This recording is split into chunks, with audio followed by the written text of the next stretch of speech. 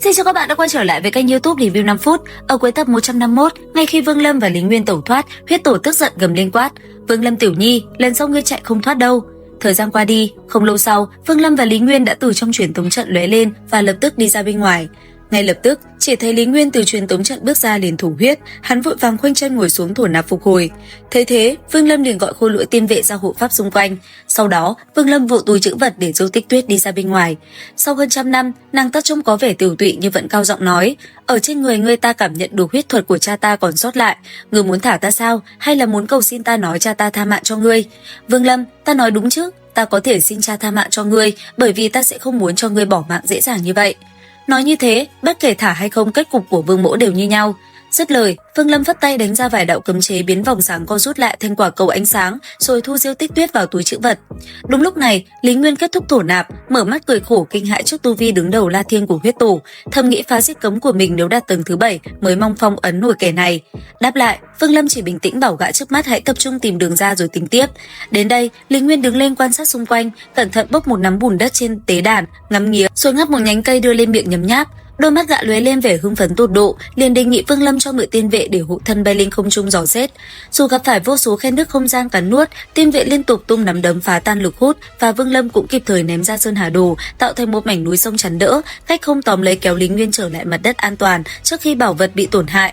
Vừa đáp đất, Lý Nguyên thở sâu hưng phấn nói: "Hứa huynh, tiên nhân rất ít sử dụng túi trữ vật mà thường đều tự mở ra một không gian riêng. Không gian này sau khi tiên nhân bỏ mạng sẽ không sụp đổ, nhưng rất khó mở ra lần nữa." Ý của Lý huynh là nơi hiện tại chúng ta đang đứng là trữ vật không gian của tiên nhân. Đúng vậy, nhất định là đã rất lâu năm, hơn nữa tiên nhân mở không gian này cũng không kiên cố, cho nên mới xuất hiện một ít cái khe như vậy. Nếu không chúng ta cũng không có khả năng tiến vào. Nghe vậy, ánh mắt Vương Lâm lóe lên tia sáng dị kỳ. Hắn hỏi kỹ và biết được, nếu không gian trữ vật này bị sụp đổ bởi lực lượng bên ngoài, tất cả mọi thứ bên trong sẽ lập tức tan rã không còn một mảnh. Đến đây, một kế hoạch lập tức hình thành trong đầu Vương Lâm, hắn hạ giọng nói: "Như thế, có lẽ ta có thể xếp đặt một cạm bẫy đối phó với huyết tổ." Ý tưởng thí tiên táo bạo này khiến Lý Nguyên vô cùng kích thích, gã lập tức đồng ý giúp đỡ Vương Lâm để trả ơn cứu mạng. Bởi vậy mà tiếp theo, hai người nhanh chóng di chuyển, cẩn thận né tránh các khe nứt, tiến về phía thung lũng có núi đá bao quanh ở phía trước. Khi đến lối vào thung lũng thứ nhất rộng vài trượng đầy sương mù mỏng vây quanh, Lý Nguyên nói vài câu rồi liền tiến vào xem xét. Thế nhưng, Vương Lâm đã lập tức ngăn lại. Tiếp theo chỉ thấy hắn ra lệnh cho khối lỗi tiên vệ bước vào kiểm tra trước. Ngay khoảnh khắc tiên vệ tiến vào, sương mù trong thung lũng hóa thành mũi tên lập tức tấn công về phía tiên vệ. Khoảnh khắc hàng nghìn mũi tên bắn trúng, tiên vệ cũng bị đẩy lùi. Thấy thế Lý Nguyên gãi đầu nói: "Chủ nhân của trữ vật không gian này quá nham hiểm, cấm chế có thể lấy mạng bất kỳ ai." Còn Vương Lâm, ánh mắt chợt lóe lên thành lập tức điều khiển tâm niệm. Lập tức, con rối tiên vệ đánh quyền về phía trước, tạo nên một trận lốc xoáy khổng lồ xoay tròn quấn chặt lấy toàn bộ màn sương mù đang bay tới. Không chút do dự, Vương Lâm bước nhanh vào trong thung lũng, Lý Nguyên cũng theo sát phía sau. Vừa tiến vào, Lý Nguyên liền liên tục bấm pháp quyết, đánh ra từng đạo cấm chế tản ra bốn phía để ấn lên vách đá. Hắn vừa đi vừa bấm đuốc ngón tay tính toán, cứ tìm ra một vị trí chính xác là lập tức bổ thêm một đạo cấm chế. Về phần Vương Lâm, hắn điều khiển lôi điện trong nguyên thần ầm ầm lao ra, hóa thành một quả lôi cầu bay thẳng vào dòng xoáy. Thấy vậy, Lý Nguyên liền hỏi: "Hứa huynh, khi cấm chế của Lý Mỗ đến hai góc đông nam thì mắt của cấm chế này sẽ đồng thời sụp đổ, cấm chế của thung lũng này liền bị phá." Dứt lời, hai tay Lý Nguyên đồng thời duỗi ra phóng cấm chế thẳng về phía vách đá, hai hướng đông và nam. Vương Lâm lập tức động tâm niệm, điều khiển tiên vệ hóa thành tàn ảnh, áp sát hướng nam, tung một quyền sấm sét nện thẳng vào vị trí cấm chế của Lý Nguyên vừa ấn lên vách đá.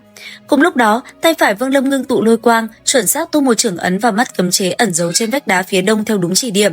Hai tiếng nổ vang dội liên tiếp vang lên khắp thung lũng. Cấm chế bộc phát tạo thành một luồng gió xoáy cực lớn quét ngang, thổi bay toàn bộ sương mù rồi tiêu tan. Cảnh tượng hoang tàn biến mất, lộ ra một thanh đoản kiếm màu đen và mấy cái đầu lâu trên mặt đất. Nhìn nó, Lý Nguyên chậm rãi hỏi: "Đây chắc là pháp bảo trong thung lũng thứ nhất rồi. Hứa huynh muốn thanh đoản kiếm này hay là 8 cái đầu lâu ở xung quanh?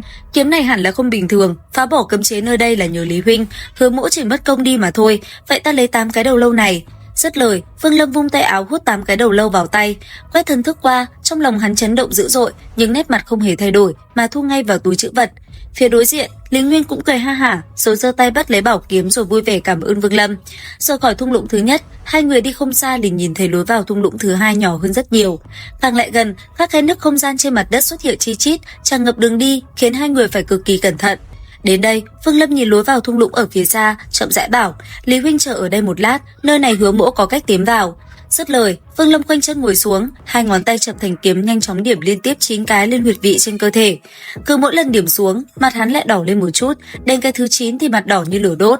Hắn đứng dậy há mồm húp mạnh một cái, thu toàn bộ huyết sắc biến mất, rồi lập tức vỗ túi trữ vật thả bình phong Sơn Hà Đồ ra. Mảnh núi sông mở ra bao phủ vòng nghìn trượng, tạm thời vá lại và làm biến mất các khe nứt không gian. Ngay khoảnh khắc đó, Tiên vệ ngồi xuống ôm chặt lấy Vương Lâm, toàn thân bộc phát kim quang tột độ, rồi dùng hết sức lực ném mạnh Vương Lâm về phía trước. Cú ném mang lực lượng khủng khiếp khiến Vương Lâm lao vút đi với tốc độ đáng sợ được 5 dặm. Đúng lúc này, Sơn Hà Đồ bị vô số khe nứt xé rách xuất hiện đầy lỗ thủng. Trước khi lực ném của Tiên vệ hết đà, toàn thân Vương Lâm bùng lên huyết quang bạo liệt. Hắn triển khai thần thông huyết quang bỏ chạy từng học được trong hồn phách của lão già ở yêu linh chi địa, liên tiếp chấp lấy huyết quang 9 lần, giúp tốc độ thăng tiến vượt bậc như thuấn di, đưa thân hình vượt qua 5 dặm còn lại để đáp xuống ngay bên ngoài thung lũng thứ hai. Vừa đáp đất, Vương Lâm sắc mặt tái nhợt lảo đảo, vẫy tay thu Sơn Hà Đồ đã tổn hại về túi trữ vật, rồi ngoảnh đầu nhìn Lý Nguyên đang đứng ngoài 10 dặm. Hắn tiến sát lối vào thung lũng thứ hai, rồi kết ấn thành cấm chế bay về phía trước dò đường. Thế nhưng đạo cấm chế vừa chạm vào lối vào, nó liền im hơi lặng tiếng rồi tan vỡ như bị cắn nuốt, không hề tạo ra gợn sóng nào. Thấy vậy, Vương Lâm liền kết ấn, bàn tay biến ảo hóa thành hình một đóa hoa mai, bay thẳng vào thung lũng. Hắn theo sát phía sau, lập tức mở con mắt thứ ba phóng ra hồng quang để dò xét, nhìn thấy một cuồng sáng vô hình chặn ở lối vào. Bất ngờ khi đi sâu vào trong, phía trước liền hiện ra một bóng ma trong suốt cấu thành từ các điểm xám biến ảo lao ra cắn nuốt. Vương Lâm nhanh chóng lùi lại vài bước, không chế cấm chế hoa mai lùi theo để dụ bóng ma lao ra khỏi cuồng sáng bảo vệ. Thế bóng ma điên cuồng cắn nuốt cấm chế khiến cuồng sáng ở cửa động bị nhạt đi đáng kể, mi tâm Vương Lâm cũng bắt đầu đau đớn đến cực hạn. Hắn lập tức tắt thần thông mắt thứ ba, dồn lực lao thẳng đến phía trước, sau thoa qua bóng ma để áp sát cuồng sáng đã mỏng manh. Hắn ngưng tụ kiếm khí của Lăng Thiên Hậu ở đầu ngón tay, nhưng không phóng ra, chập hai ngón thành kiếm đâm mạnh vào cuồng sáng. Cuồng sáng lay động bạo liệt, rồi tản ra bốn phía, tạo thành một lỗ thủng nhỏ. Vương Lâm lập tức vọt người vào trong. Ngay lúc đó, bóng ma vô hình quay đầu gào thét không tiếng động, thu hồi toàn bộ điểm sáng trên cuồng sáng nhập vào thân thể, rồi điên cuồng đuổi theo sát nút phía sau Vương Lâm. Cảm nhận được luồng gió lạnh cửu u nồng đậm thổi sau gáy đầy tê dại, Vương Lâm lao nhanh vào sâu trong thung lũng. Tại đây, một cảnh tượng kinh hoàng hiện ra trước mắt hắn. Khắp mặt đất màu nâu rộng lớn của thung lũng trải đầy không dưới mấy vạn bộ hài cốt rậm rạp, vô số sâu bọ nhỏ dị dạng đang chui rúc, gặm cắn xương cốt, phát ra những tiếng răng rắc ghê rợn. Ở chính giữa trung tâm thung lũng có 8 thanh đoản kiếm y hệt thanh kiếm ở thung lũng thứ nhất đang cắm chặt xuống đất, vây quanh một chiếc đầu thú khổng lồ, có 4 cái gai xương dữ tợn, tỏa ra khí âm trầm đậm đặc phả thẳng vào mặt. Vương Lâm không hề do dự, hắn liền phóng người lao về phía trước đầu thú khổng lồ ở trung tâm và chụp lấy nó.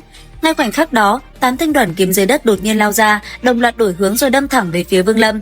Thấy thế, Vương Lâm chỉ búng tay điểm mạnh về phía trước, định thân thuật liền được thi triển khiến 8 thanh kiếm bị khựng lại. Ngay sau đó Vương Lâm nhoáng lên lao thẳng tới chiếc đầu thú. Tuy nhiên phía sau, hư bóng ma vô hình đã gần tới. Dù không nhìn thấy nhưng Vương Lâm vẫn cảm nhận được. Ngay lập tức, cây roi trong tay xuất hiện lập tức quất mạnh ra phía sau, đánh vào bóng ma. Tức thì, một tiếng thét thảm khốc rợn người vang lên từ hư không, luồng khí lạnh bao quanh hắn lập tức tan biến. Xong xuôi, Vương Lâm lập tức chụp lấy chiếc đầu thú, phong ấn lại rồi ném thẳng vào túi trữ vật. Ngay sau đó, khi 8 thanh phi kiếm khôi phục tự do, nó lập tức gầm rú điên cuồng đuổi theo Vương Lâm. Cũng bởi vậy, Vương Lâm phải né tránh vô cùng chật vật. Chưa hết, hắn vẫn bị bóng ma đuổi theo, còn kiếm khí lại hợp lại thành kiếm trận. Có thể nói tình thế lúc này vô cùng nguy cấp. Cùng lúc đó, mấy vạn bộ hài cốt trên mặt đất bỗng dâng lên, hóa thành sương mù mờ ảo bủa vây lấy hắn. Trước tình thế không còn đường chạy, Vương Lâm quyết định dồn toàn bộ tiên lực và sấm sét, rồi đánh ra một chưởng lên vách đá khiến nó nổ tung. Bên ngoài, Tiên vệ cảm nhận tiếng gọi chủ nhân, nó liên tục vung nắm đấm thép liên tiếp nện mạnh vào dãy núi phát ra những tiếng ầm ầm dữ dội. Tuy nhiên, phá núi không hiệu quả, Vương Lâm liền vận lực gầm lên một tiếng hung hăng, nhấc bổng dãy núi lên để mở đường chạy thoát. Ở bên ngoài, Tiên vệ gầm nhẹ, nó dùng thân thể cứng rắn chui hẳn vào phía dưới, gồng mình nâng bổng cả dãy núi lên cao mấy trượng và ném ra xa. Sự chấn động khủng khiếp khiến chữ vật không gian gần như muốn sụp đổ, vô số khe nứt không gian xuất hiện rồi va chạm tan vỡ lẫn nhau. Thừa cơ hội đó, Vương Lâm vọt thẳng ra ngoài, còn bóng ma vô hình kia cũng hoàn toàn mất dạng. Đến khi ra ngoài, Vương Lâm chưa dừng lại, bởi vì hắn đoán chắc áo giáp da cổ thần đang ở thung lũng thứ ba thì liền lao đi. Lý Nguyên bây giờ đã bình phục, hắn cũng nhanh chóng đuổi theo phía sau. Đến nơi hai người thấy lối vào thung lũng thứ ba đã bị kéo rách toạc thành hình chữ bát. Vương Lâm nhìn thẳng vào trong và phát hiện ra một ngôi miếu hoang tàn rách nát. Ngay trước ngôi miếu có 2 bộ xương nằm chồng lên nhau, một bộ đang mặc bộ giáp da thô ráp, cũ kỹ của cổ thần, bộ xương còn lại dù trống không nhưng ngón tay phải đang tỏa kim quang, đâm xuyên và bóp nát hoàn toàn đầu lâu của bộ xương mặc giáp, chứng minh cho trận huyết chiến kinh hoàng năm xưa. Vương Lâm vung tay phải chụp một cái vào hư không, hút bộ giáp da cổ thần về tay. Vừa chạm vào giáp, hắn liền cảm nhận được một nỗi bi ai cùng khí tức mạnh mẽ dồi dào còn sót lại của chủ nhân nó. Cùng lúc đó, Lý Nguyên bước lên gỡ từng ngón tay màu vàng của bộ xương kia ra. Khi ngẩng đầu nhìn vào bên trong ngôi miếu công cửa, đồng tử hắn co rút lại và trầm giọng gọi: "Hứa huynh, ngươi xem." Đến đây thì hết tập 152 tinh nghịch. Liệu rằng tập tiếp theo sẽ còn gì hấp dẫn? Theo dõi kênh YouTube Review 5 phút để biết thêm chi tiết các bạn nhé. Xin chào và hẹn gặp lại.